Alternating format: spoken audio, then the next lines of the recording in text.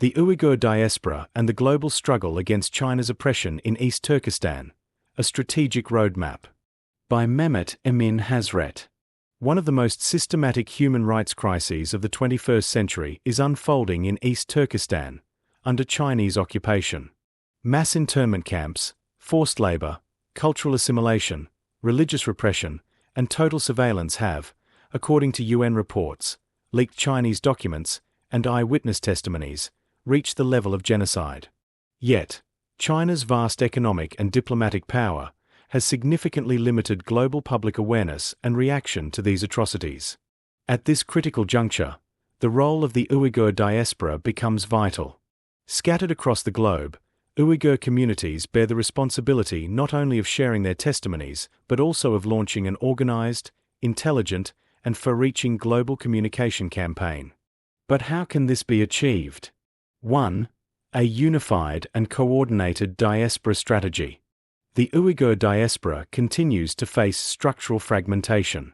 Communities in various countries often operate at a local level, limiting their collective impact. Therefore, a global coordination network for the diaspora must be established. Organizations like the World Uyghur Congress should become more inclusive and representative. Messaging should be consistent. It must transcend anti-China rhetoric and focus on universal human rights values and a message of justice. 2. Internationalizing eyewitness testimonies. Many Uyghur survivors have managed to flee China, but their accounts have not been widely documented or professionally disseminated. Survivors' stories must be recorded in professionally produced, subtitled, multilingual formats. These testimonies should be submitted as organized case files to international media outlets and human rights organizations. Short, emotionally impactful videos should be created for platforms like YouTube, Instagram, and TikTok. 3. Effective lobbying and political engagement. The diaspora must go beyond social media activism and actively engage in political processes that shape policy decisions. Regular dossiers must be submitted to influential institutions like the US Congress, European Parliament, and the UN Human Rights Council. Uyghurs should form coalitions with other persecuted minorities, such as Tibetans, Hong Kong activists, and the Kazakh diaspora. Uyghurs who have obtained citizenship in host countries must be encouraged to enter politics and policymaking roles. 4. Resistance through academia and culture. The Uyghur cause must be promoted as a legitimate human rights subject in global academia. The diaspora should collaborate with scholars to produce theses, articles, books, and reports on the issue.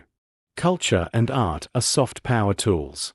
Uyghur artists, musicians, writers, and filmmakers should be supported.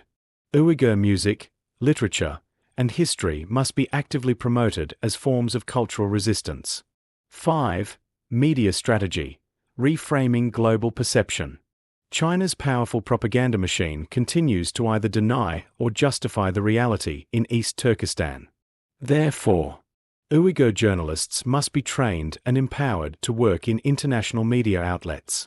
Collaborations should be built with Western journalists, filmmakers, and YouTubers.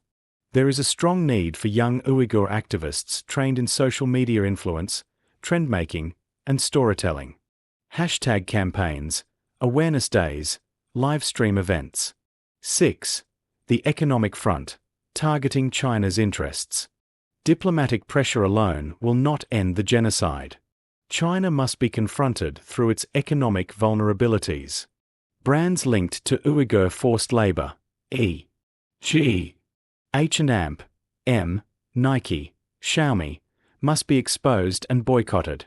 Awareness campaigns regarding made in Xinjiang products must be amplified. Consumers must be educated through relatable campaigns, e.g., who made this t-shirt? 7. Investing in Uyghur youth, building the future. The youth of the Uyghur diaspora are not just bearers of a tragedy, but also the hope of a nation. They must be educated to become multilingual, digitally literate, globally minded individuals. For this, there should be scholarship opportunities. activism training programs, media and digital strategy workshops. Conclusion: justice requires strategy. The Uyghur diaspora bears an immense historic responsibility to be the voice of millions who cannot speak. For this voice to be effective, it must be armed not only with emotion but also with strategy, unity, and international communication.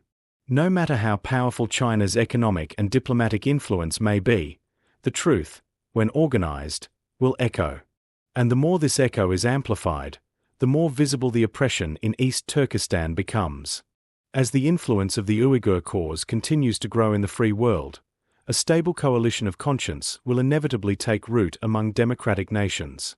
From that energy, a sustained and principled stance against China will emerge.